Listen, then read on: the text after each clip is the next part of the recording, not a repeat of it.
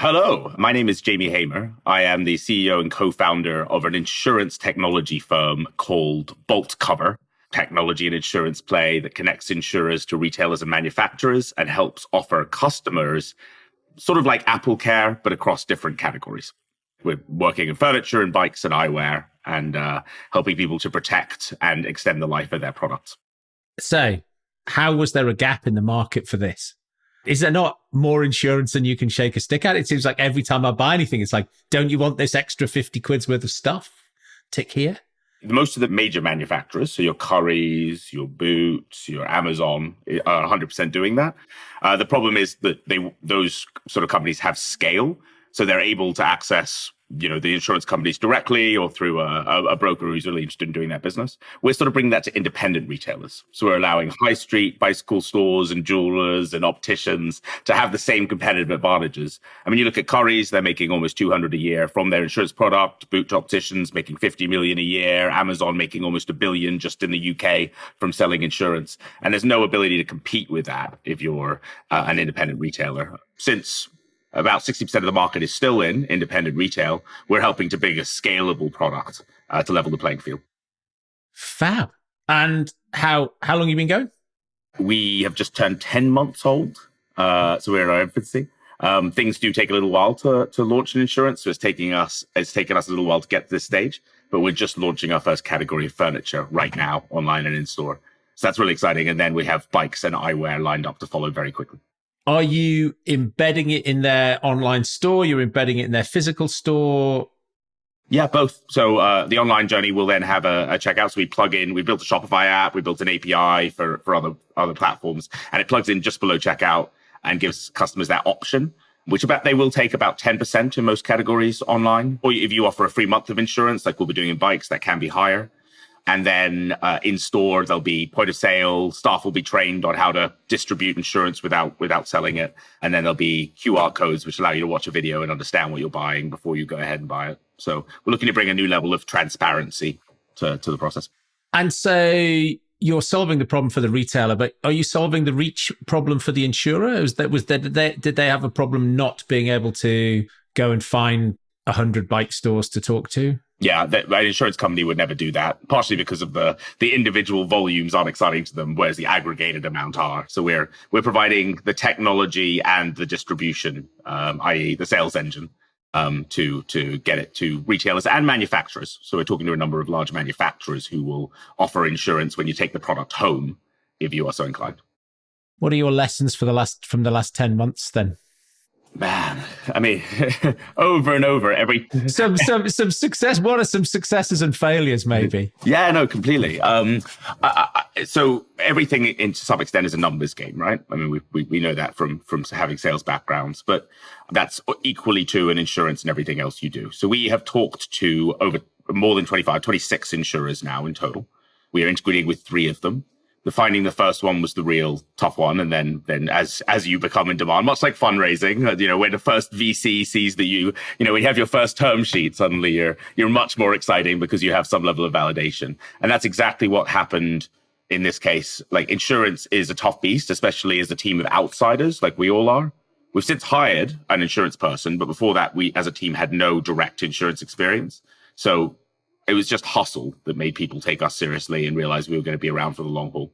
There had been a couple of times over the last 10 minutes when I've thought about giving it up because it's just such an uphill battle to create. We're creating a 4-sided marketplace. Like, we've chosen the most mental business idea possible. You've got insurers and you've got claim handlers who are separate than the insurers but handle the claims. You've got retailers and manufacturers. You've got customers. It is mental. And I could have just gone back and started another news service. Like, the last news service I found, it went really well. But why not do something that's way more complicated and complex, but also more satisfying, has been kind of the continual mantra of the last 10 months. As you pick yourself up again. Yeah, exactly. Talking about sales background, what's your route to market? Have you built another sales team? Yes. So one of the things I may mention a couple of times in this interview is my sales origin was selling educational books door to door.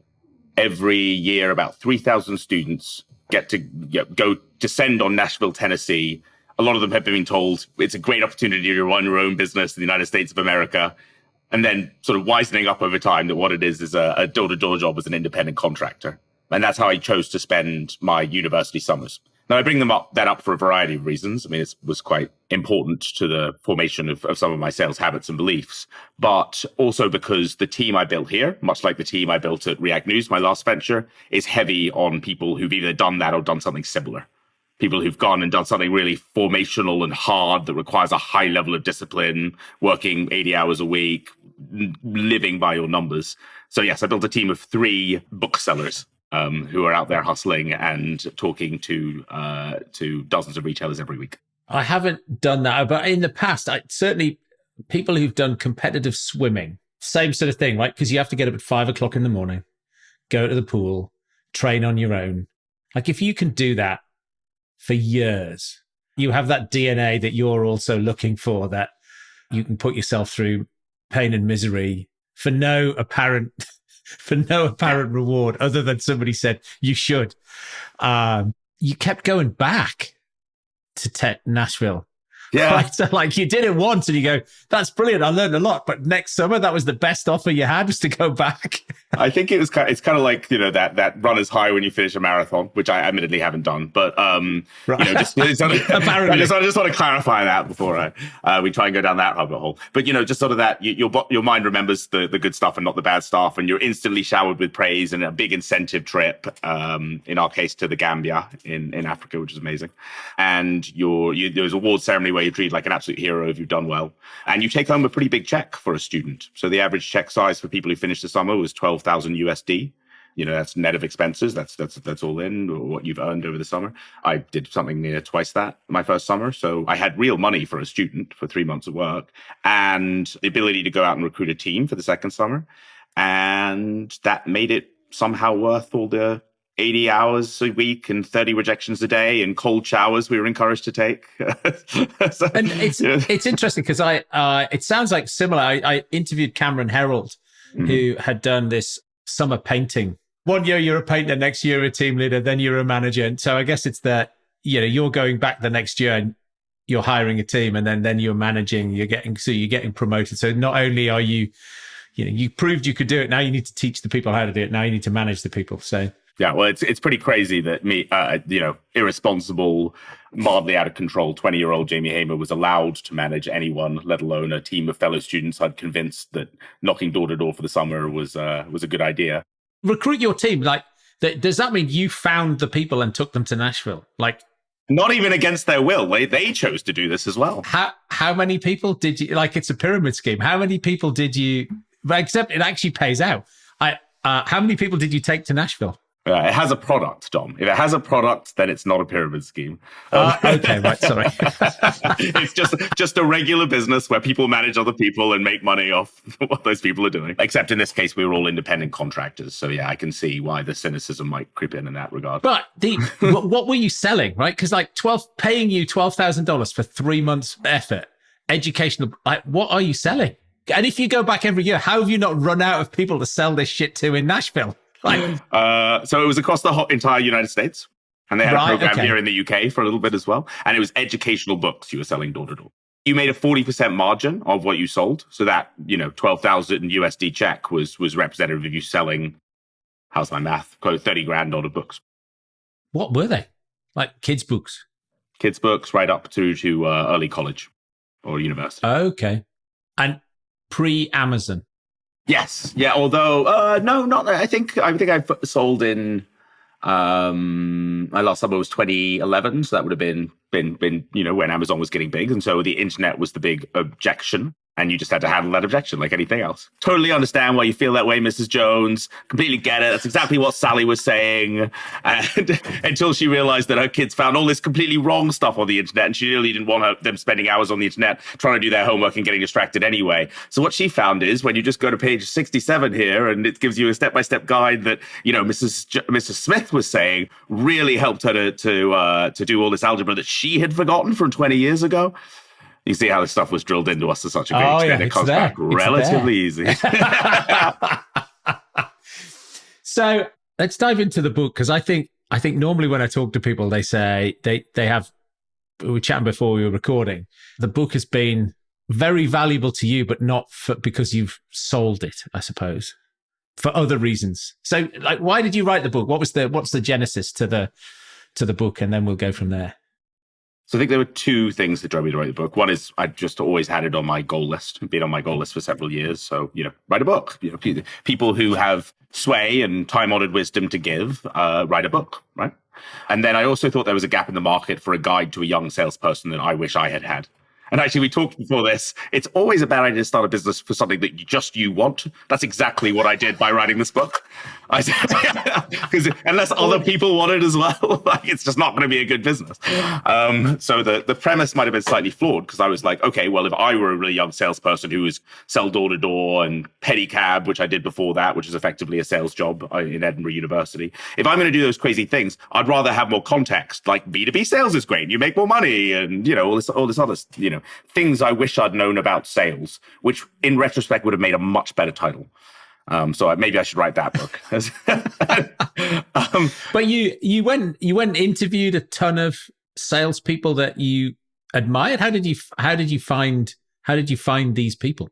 The premise of the book was, I realized I didn't have that much individual wisdom. I wrote a book of anecdotes from my sales career, which at that point was less than 10 years long. And it was cool. It was a nice short book. But I was like, no, I need to give this some gravitas. I need to give it some real wisdom. I'm going to go out and find the best salespeople I could. So a bunch of cold approaching, a bunch of referrals asked for. It took me in some very interesting directions through sort of sales leaders, sales coaches, people running huge sales organizations, entrepreneurs, people who are well known in Israel and the States, people in the charity sector. I just wanted a complete smorgasbord of everything, cross section of sales that was out there. It's very heavily colored by people who have sold books door to door, because that's where I had a lot of ins.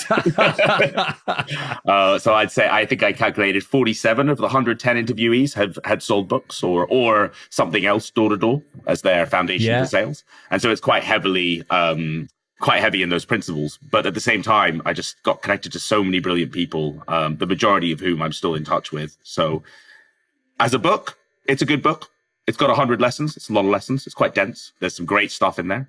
Some of it from me, some of it from other people. As a networking tool, it was absolutely brilliant. Huh. Can you put a figure on the value of that? There's some metrics attached to that. I mean, I know 110 great people, but has it been impactful in your business? My previous business, my last head of sales and two other sales teams were booksellers and were interviewed for the book, as was the gentleman who's now my head of sales at this venture. I obviously do a lot of selling myself because it's startup world, but it's nice to have someone else who can take responsibility for the figures as well. I have made an investment in a US solar company, which is a significant investment, which is worth, as of right now, about 10 times what I made in it, because I knew the people, because I'd interviewed them for the book, and because I knew they were brilliant. And they just struck me as people I wanted to stay in touch with. So when this opportunity came to invest, I did. So I can put a value on that if you'd like me to, but just I just think I think often people are listening to conversations I have with guests and they're thinking, oh, well, what would I do with this? And it's like, I think people think, oh, I'll write a book. I'd have to sell the book. I'm going to make some money from selling a book. And it's like, no, actually, there are a whole load of other reasons why you might want to write a book that might give you a whole load of different benefits than book sales. Yeah, and I'm a big subscriber to sort of Dan Priestley and the whole idea that a book is a business card. You go to Dan Priestley's website, he gives away at least one and maybe all three of his books for free, because he just thinks that the value he's going to get back through selling his sort of coaching programs and other sort of more holistic services will justify that. I think in one of his books, he actually says, rather than buy someone a coffee, you can give them a book for about the same price nowadays. It's about $4.50 a book if you publish in bulk. So which one's going to have more of an impact, right? A coffee you just do once, or a book that's on someone's self-framers, right? He reckons you should be giving away 1,000 copies of your book a year. Wow. And I'm sure he is. And they're great books. They are. They're very good. They're very good. Let's talk about sales team building. You're in sales, so you have a distinct view that often when I'm working with tech firms, often the founder of that tech firm is not the salesperson. And I see time and again, those organizations try to hire sales leaders. And maybe I talk to them and they've failed to hire the right person 3 times because the founder's doing it. Founder's very good, very knowledgeable. And it's like, what to do next? So maybe there's some maybe there's some wisdom that you have about how do you go out and hire great salespeople. Now I know that your trick is if you haven't sold books door to door, you don't get an interview. Or are being ex-military, or have ex-military, done, okay. or have, that was the sort of the other sizable bit of my team, or have done something equally hard. Recruit a girl who grew up on a farm and was just involved in the harvest every year for 90 hours a week. And I was like, okay, that could win me over as being comparable to, for a 3-month period for selling door to door for 80 hours a week. She was our best salesperson. So come on, let's you pick up a CV. I don't think you can learn anything from a CV. I mean, even if you're a good salesperson, then you can make your numbers look good on the page. Well, I've got a thing for you, which is I think the good salespeople have their numbers on the CV. The number of CVs I get from salespeople that have no numbers on, they immediately go in the bin. Sorry, Dominic. I was assuming the CV had numbers on it. That is table stakes. Lots of them don't have any quota numbers on at all. Well, that's just pointless. That's just a fundamental misunderstanding of sales. So assuming they have numbers that I don't really understand, because I don't really understand how their targets were, and and whether they were shifted, and whether they're even telling the truth. I'm doing 2 things. One is I'm getting them an interview, and I'm getting them to talk through their CV, and I'm asking them questions like, why did you leave the job? What was your worst point there? I'm looking to see if they're whining or complaining or anything like that. I'm asking them, how did you get that job? And if they didn't get that job via referral or by following their previous manager or being picked up, especially if they had a few jobs, so obviously your grad job, you get it however the hell you can. But, if you're applying to things to LinkedIn, or first of all, I hope I found that person through them being a referral, right? Because that will give them a huge leg up. But if they found all of their jobs just randomly, then that's a pretty big yellow flag for me. Because really good salespeople are hard to employ because their old managers are trying to get them back desperately, right? So those are the kind of things I'm looking at. The other thing I'm doing is I'm psychometric testing them a lot. I have 2 major psychometrics I use as part of the interview process. It's just anything that's subjective is never going to be as effective as anything that's objective. Because I might just like the person. What tests are you using? I'm using SHL. Well, I use a basic disc as sort of an entry level, because it only takes 5 minutes. But then I'm using an 1.5 hour long SHL that tests intellect, values, and motivations. And if that person is less than an 8 out of 10 on commercial acumen, then I'm probably not going to hire them because they shouldn't be in sales. Depending on the role, depending on whether it's long or short cycle, I might look for an 8 out of 10 of hard work. But the most important thing for someone you're hiring for the long term, because you want them to be on this team and future teams, is an 8 out of 10 plus on personal growth. And that's something I don't compromise on. And how often, even if people are tick, tick, tick, tick, tick, tick, tick, how often do they still not work out? If they're tick on their background, that they've usually been hired by referral, if they are a referral to me or someone I know, from my network or from my extended network, if they are amazing on, the disc profile we're looking for and then the SHL results, and they've gone through 3 rounds of interview, then the only reason it wouldn't work out is because they don't want to work here or we can't agree on salary or because someone else poaches them, because they're probably, I'd like to think, pretty damn good by that point. Fab. And do you care about domain knowledge at all? Because all of these things you've talked about really you are assuming that their sales skills is evidenced by their previous scores, but you think they could sell anything? Do you think good sellers can sell anything? No, I don't, because that's where intellect comes in, and the ability to clock speed, if you want to call it that, the ability to learn things fast. And then, you don't have that same need if you are already a domain expert. So in my current job, and this is going to be controversial because I expect my sales team will hear this, I believe I can hire just about anyone, because this is a hustle job. You can get your head around retail. You can sell something that's effectively free to the retailers and makes them money if you just hustle. So this is more of a transactional sales. My last job at React News, when we were starting, more of a transactional sales job. Pretty easy to get your head around. You can start making calls from day 1 or day 2, obviously with scripts, et cetera, et cetera. But it's not, you can understand the concept and answer objections about it fairly quickly. Ben, our most recent hire here, made a sale, i.e. got a commitment from a retailer in day 3. It's a transactional sales job.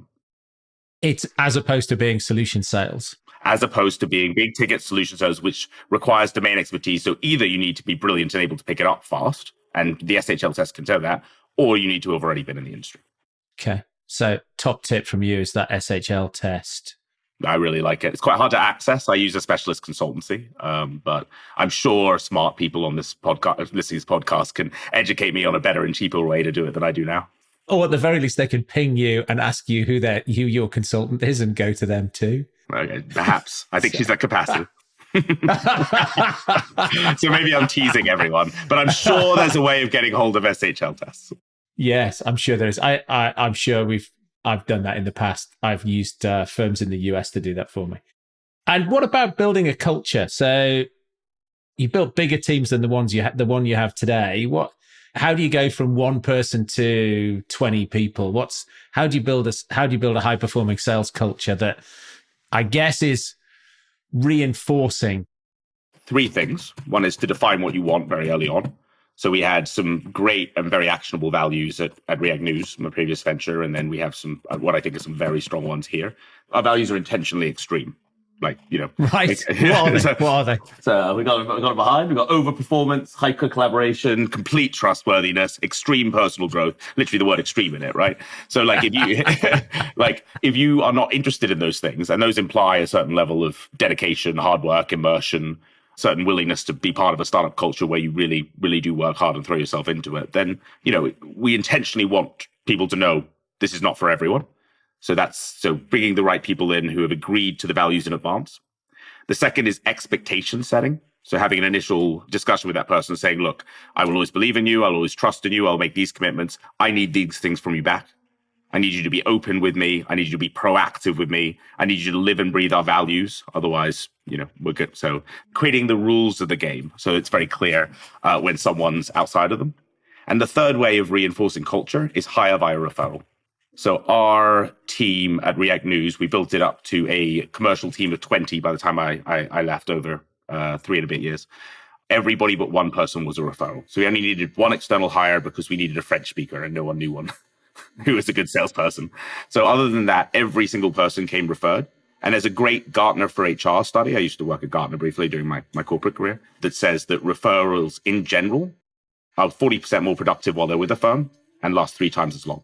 So if you are hiring any other way than referrals, in my mind, you're just not trying hard enough for your own network and you're being lazy. At Rackspace, we had about a third were graduates, third were referrals.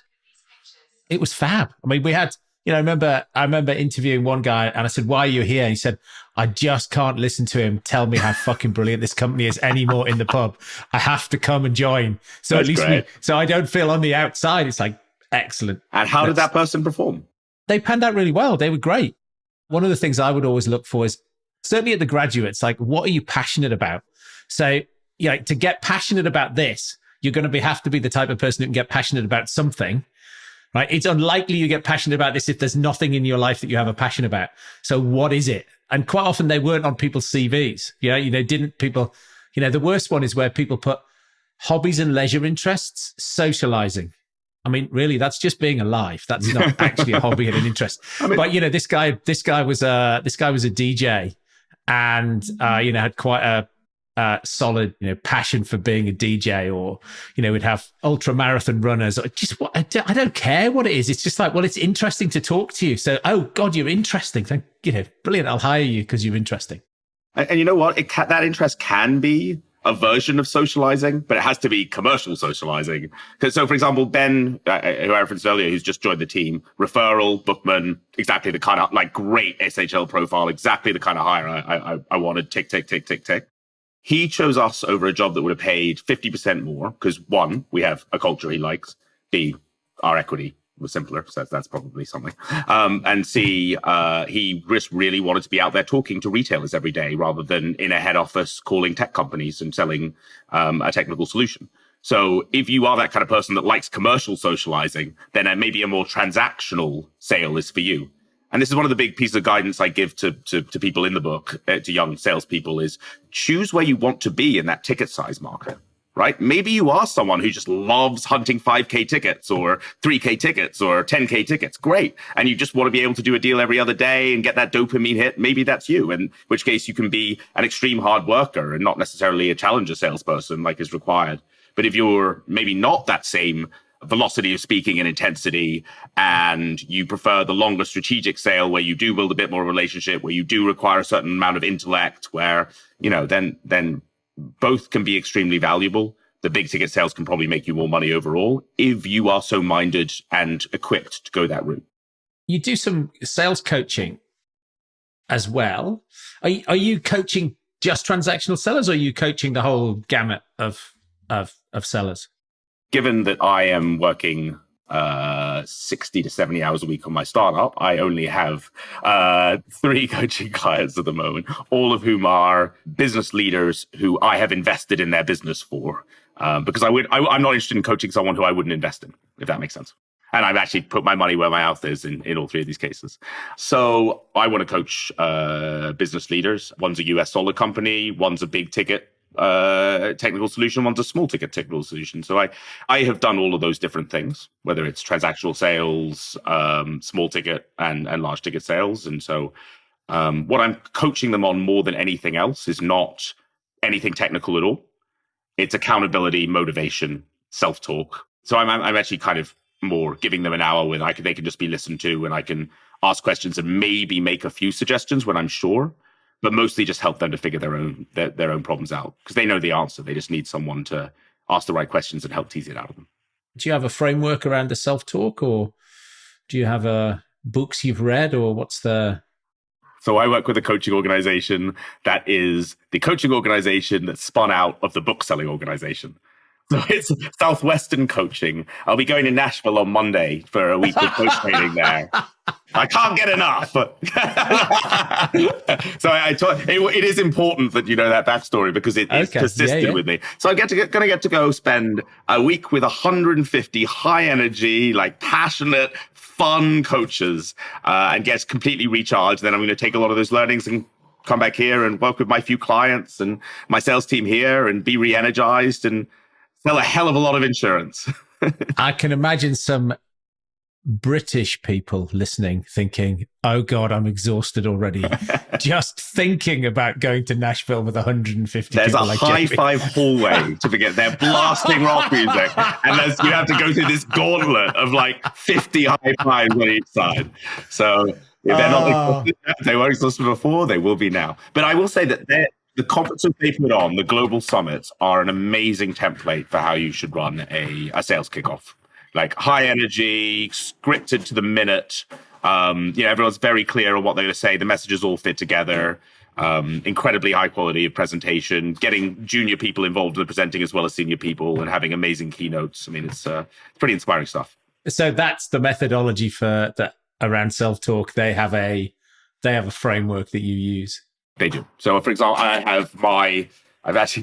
what fell off my desk earlier was my list of affirmations that I study for 5 minutes every morning as part of my miracle mornings. Right. And so, it's very specific on how to write affirmations and the way to think about those and when to use them and to bucket them into, okay, I'm feeling this way, I'm going to use these affirmations. Call reluctance affirmations, which I still get all the time.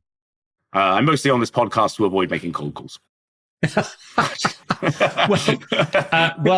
Mr. Dixon, who wrote Challenge Your Sale, yes, I interviewed him on the podcast a couple of weeks ago. And we got to about an hour, and I said, "Are you okay?" And he said, "Dom, you are stopping me writing my next book. It's fine. I have all day." So I had a great conversation with Mark. Putting a value on that self-talk. If you think about the people that you're coaching who are obviously already successful, is it an extra 5%? Is it giving people an extra hour a day of useful time? Or what's the sort of leverage you reckon? I would say the biggest value is, there are enormous productivity gains. I would struggle to put a value on it. I'd probably put it on somewhere around 10%, 20%, which is, I've always thought the difference between, if they're at the same stage of their career and the same level of knowledge, I think 20% is about the difference you'd expect from a really good rep versus an average rep. And a lot of that is to do with their proactivity and their attitude towards it. But I would say the bigger value is just that it makes you happier. If you believe in yourself and you are saying the right things to yourself and you're being your own biggest cheerleader versus dragging yourself down, as most people do, then you're just going to have a better life. you just are. You're just gonna, you are correcting the biggest mistake that you could be making, and you are turning yourself into from what potentially a downward spiral into a virtuous cycle. And I just don't think you can put a value on that. You said you've got your call reluctance affirmations. Could you share those? Yeah. So I often say I am a love cat, which is from a book. I think it's important. And first of all, I just love the term love cat. I'm trying to remember which book it's from. It's called the War of Art, I think. Anyway. Yeah. So it's I just love that affirmation because it reminds me that my job in making a call to someone is to add value to them.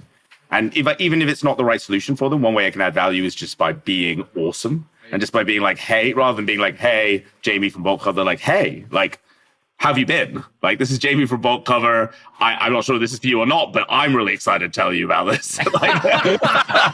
And just injecting some energy into their day. So that's a big one for me. I often love telling myself, like, I'm a titan of industry, and therefore this is like, this is just like the table stakes to get there.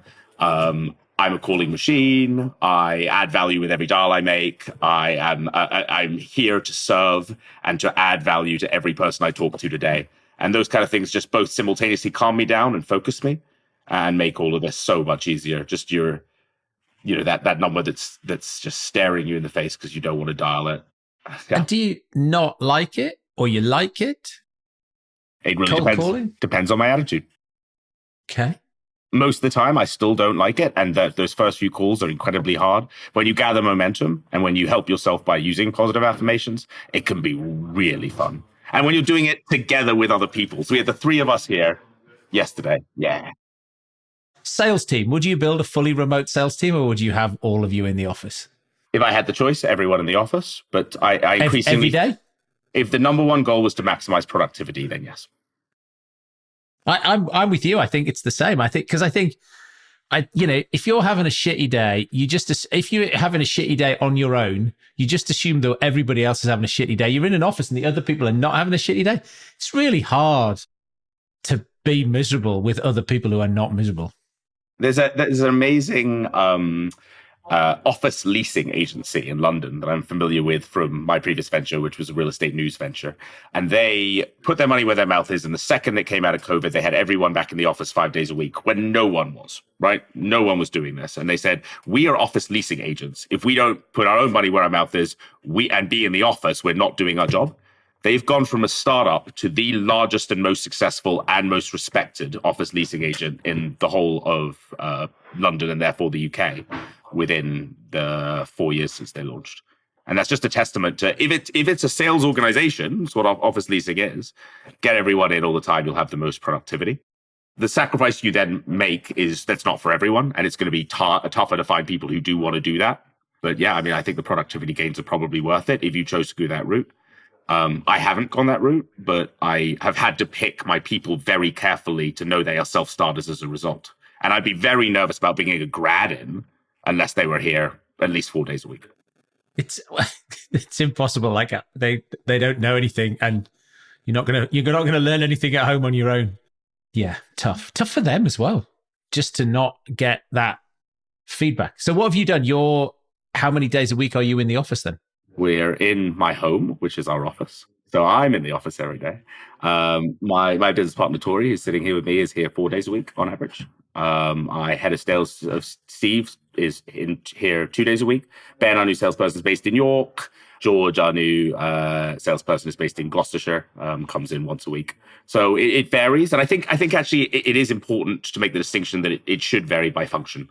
George is much more productive when he works from home. He's an introvert, compliance, like great. Just that's what we need him to do, and he's brilliant at it. Ben is an extroverted salesperson, so he has an office of other salespeople in York that he gets together with, who also don't have bases, and they all get together in a co-working space and keep each other accountable and motivated. Yeah, it's salespeople specifically that we're talking about here that I think could use as much face time and particularly accountability as possible. You don't have any introvert salespeople then? Good question. We don't currently in this company. I have seen some very successful introverted salespeople, and Tori's worked in sales, for example. What I would say is, what I've noticed is it depends on the product you're selling and who you're selling it to. If the people you're selling to are introverts, then you're well suited to have introvert salespeople. If the people you're selling to are typically extroverted, then the same. Likes like likes. Yes, because right? I just in my mind of me picking the phone up as an introvert and getting you on the other end of it. It's just like, just quietly put it down and hope you never bring me back. Dom, I'm trying to adapt to our audience here, not to you specifically. I'd be much more calm and relaxed if it were just the two of us. Excellent. Jamie, what is it you know now that you wish you'd known earlier? For those who are looking to start a business, take your time on the idea. I've only started 2 businesses. Both have gone brilliantly or are going well. Both of them, I took a long time to come up with the idea and didn't jump the gun for several other opportunities that frankly probably would have been disasters. So we talked earlier at the beginning of the podcast or before we went off about, businesses that succeed and don't. If you're thinking about what I would want, like I just had a friend approach me about a Google that gives to charity. Like, great, okay, you want that. Does everyone want that? Like, is there a gap in the market? Are people going to pay for that in some way? What's the revenue model? Like, just take your time and shortlist 50 or 100 ideas. And that's going to be a way better use of your time than diving in and spending a year or 2 years on something that isn't going anywhere in the first place. So I waited until I was being asked over and over and over again while working for a debt news service about real estate news. Until that happened like 12 times, I was like, I was like, okay, there is a gap in the market here. Bloomberg isn't doing it. Thomson Reuters isn't doing it. The Accurus group where I wasn't doing it. There's an opportunity. And for this one, I shortlisted over 50 business ideas before coming to this one and having an insurance company approach us about it and blah, blah, blah. So waited for the right opportunity to come, because you can spend a lot of your life on a bad idea if you rush into it. And what did you have to do to validate this is the right idea? The combination of financial modeling, user interviews, research on American fundraising trends. It's a great way to start a business to see whether there is an equivalent business that's killing it in the US, because so many of those haven't made it to Europe for one reason or another. And that's a really obvious business plan that has been successfully copied, but there's, dozens of new sectors popping up all the time where that should be possible. So yeah, a combination of looking at other businesses that have been successful, doing research on competition. What I like to do is I like to build a full pitch deck for my top 10 ideas. And that really focuses the mind, because in building a pitch deck, you need to look at competition, you need to look at revenue model, you need to look at what your financial projections would be, who you need, what you need to start this business. And that'll give you a really concrete idea, especially showing other people this deck, people who've built businesses, investors, whether or not this is a goer or not. So I shortlisted 50 businesses. I built 10 pitch decks. This was the winner. Aha. Okay, very good. What books, other than Exceptional Sales Career, which people should rush to Amazon and buy now, what else should people read? I have shortlisted, I had the Challenger sale in there, but that's been well covered. I just love big books that synthesize lots of data. I find that really sexy. Have you read these new ones, Jolt Effect? Yes. Yeah, I have. Yeah, I bought it for the team as well. It makes a lot of sense when I think about some of the stalled, complex, big ticket deals and just what's needed to pave the path to that deal actually closing. I mean, even in your space, that whole how do you reduce the risk of the next step must be still equally applicable in a transactional. Only in big game hunting, I think, which we haven't done enough of yet. We'll get there. A lot of ours have been smaller independent retailers, single decision makers. Yes, I want to make more money. Great, simple. But as we do go into those bigger behemoths that don't have insurance yet, we'll be jolting. From Impossible to Inevitable, wonderful book. The thing that I took away from that the most is the different kind of sales leadership you need at different stages of the business. Very data-driven book on how to build a sales team, how to look at sales leadership, and how to metric salespeople. It's sort of an all-inclusive, all-encompassing guide. And I just loved the fact that you go from a sole salesperson who needs to be a doer. So we talked about how the first hire is often a disaster. You need a doer for the first hire. You don't need a head of sales. You don't need a sales manager. There's no one to manage. Like, you just need someone who executes. And then the second person being a hybrid sales manager versus not. Third person being a pure sales manager. Fourth person being sort of a leader, inspirer. Then by the time you're 100 people, you literally need an Excel manager. And I saw that at Green Street, the last company I was at. Someone who's just really good at knowing which levers to pull, not particularly involved with the people, just, a little bit ivory tower, spreadsheet, cool, this is what we need to do. You need that to get from 80 to 120 million. And that suddenly clicked in my head, right, okay, I don't love that side of leadership myself. It's never going to be me, but it's what the company needed at the time. So that was a real sort of challenger moment for me. Very good. Anything else? I love the Go Giver series. This is Bob Berg and John David Mann. There's Go Giver Leader. It's just a series of stories that I go back to and find really inspiring because it's in a story format, because it's short and easily digestible, just to remind me to stay humble and focused and otherish. Jamie, that's absolutely brilliant. It's been exhausting and entertaining. Please go have a bath, Dominic. I'll go and have a drink. Right, excellent. Thank you very much indeed for coming on. All right, pleasure. Great meeting you.